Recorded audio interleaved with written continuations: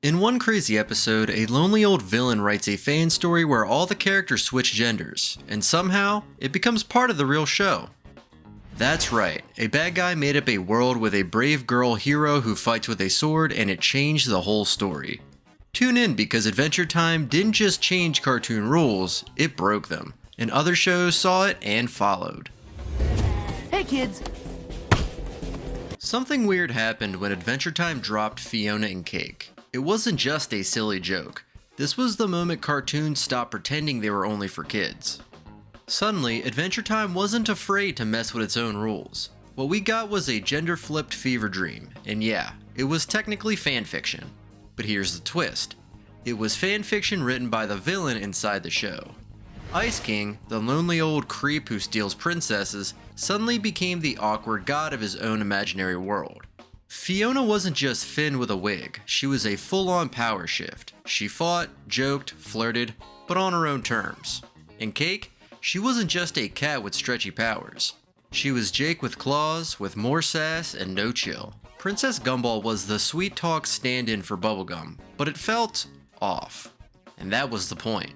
The episode didn't just flip genders. It cracked open all the weird assumptions cartoons had been making for decades. Suddenly, a girl hero wasn't a joke. She was better, sharper, realer.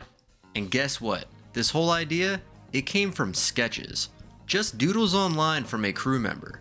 That's how close the line between fans and writers got. They saw the fandom, and they didn't just wink at it, they used it. This was Rule 63 exploding into canon. This was shipping fantasies becoming plot, and fans ate it up. But under the glittery fan service, something darker crawled out. This wasn't just Ice King's dream, it was his lonely dream. This guy didn't want to conquer kingdoms, he wanted someone to write fanfic with. Someone to see him. That's creepy. And sad. And real. The episode was a hit. Ratings blew up, fans screamed for more. And they got it years later with a whole spin-off that said, oh yeah, that world? It's not fake. It's real. It lives within his brain because a time god put it there. This wasn't a joke anymore. It was lore. Big, cosmic, unhinged lore. And other shows, they took notes like Gravity Falls and Steven Universe. We were just playing a game, BMO. It all started this morning when Jake made a sign that said, Oh, I don't care. I Remember You wasn't just sad, it hurt in that weird, quiet way you don't see coming. Ice King and Marceline writing songs, that sounded cute, but the truth hit like a punch. Those songs, they weren't new. They were scraps from a man who used to be human. Notes from Simon Petrikov, the guy before the crown wrecked his brain. Marceline knew him, he raised her. After the world ended. Ice King? He doesn't remember, but she does. Every second. That teddy bear? That song? It all came flooding back and Ice King's just vibing, thinking it's a jam session. Meanwhile, Marcy's choking on grief. He's gone, but not gone, just scrambled. They sing together, and he doesn't know why it matters, but she does. And you're watching it all fall apart and wondering how a cartoon just broke your heart with a ukulele. This wasn't a villain anymore. It was a man with brain damage, losing himself bit by bit. He doesn't need a magic sword. He needed help, and no one could save him, not even the girl he saved. Kid shows aren't supposed to do this, but Adventure Time did, and it worked. This magic keeps me alive, but it's making me crazy, and I need to save you. Now we see it, all of it. The ruins, the monsters, a little girl sick and scared, and Simon, not the Ice King yet, dragging her through the apocalypse, trying to keep her alive while he slowly loses his mind.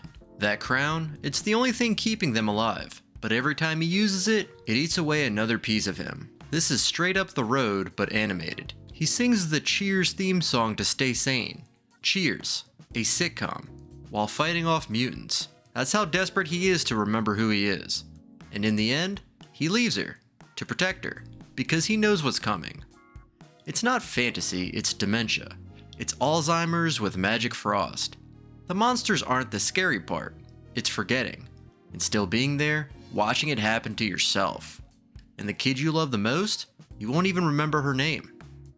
This episode didn't just make Ice King tragic, it made him real, and it told every other cartoon out there, wake up. You can go darker, you can go deeper. And your audience, they'll follow. No more baby plots, no more villain of the week filler. Adventure Time said, here's trauma, loss, grief, survival, gender, madness. And it did it all with jokes, candy, and a rainbow unicorn that speaks Morse code.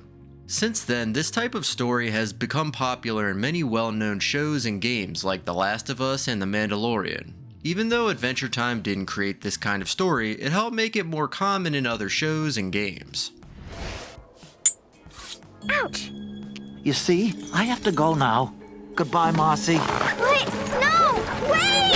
Ugh. Simon! Simon! Alright, here's the truth. This episode messed with people's heads. It starts off simple. Finn tells a joke. Flame Princess doesn't laugh. Finn gets in his feelings. So what does he do? Crawls into a pillow fort. Yeah. But then, bam. Total mind trip. The pillow fort turns into a whole other dimension called Pillow World. And no, this isn't just a nap gone weird. This dude straight up lives an entire life there. Gets married, has kids, grows old, even loses an arm. And guess what? His arm gets replaced with a pillow. Yeah, that's the kind of strange we're dealing with. He dies in that world. Then wakes back up in Ooo, like nothing happened. No memories, just back to business. And here's the part that really shakes your brain. That life, his wife, his kids, they never even existed to him. But to us, we saw it all. The show just shrugs and says, hey, sometimes that happens. And if you're thinking that kind of story messes with people, you're not alone. Other cartoons totally copied the blueprint. That live a whole life in a blink vibe, Rick and Morty pulled that move with Roy. Over the Garden Wall gave us that weird other world just outside reality feel. And shows like BoJack and Midnight Gospel all took notes from this fever dream. Adventure Time dove straight into horror with The Lich. Finn dreams of Billy, the heroic icon, but it's a trap. Billy has been taken over by the Lich, an embodiment of death itself. Finn unknowingly gathers magical gems and follows what he thinks is Billy's guidance, only to discover too late that he's been manipulated. The Lich opens a portal to the time room and chaos erupts. Finn and Jake are hurled into a strange, silent world where Finn has a nose and Jake doesn't talk. It shook viewers. The Lich wasn't a cartoon baddie. He was existential dread in skeletal form, setting the stage for later dark shows like Gravity Falls and Chainsaw Man. You talk like Justice, Billy, but you can't kick a plane. In Jake the Dog, the universe reels from Finn's wish that erased the Lich. Prismo lays out the consequences. A warped world where Farm World Finn, corrupted by power and the Ice Crown, turns everything dark. Farm World Jake becomes a Lich demon. Meanwhile, our Jake snacks with Prismo trying to fix it. He makes a wish, kind of undoes the damage, but that broken world, it stays. A ghost reality. No reset button. That multiverse fracture, unresolved and eerie, inspired shows like Rick and Morty and Fiona and Cake. One wish, one sandwich, endless consequences. So if your favorite character suddenly grows 3 eyes and the sky turns purple, that's not a glitch, that's Fallout. A splinter in the cosmos. A snack-fueled detour that never fully healed. Keep watching, but maybe don't blink.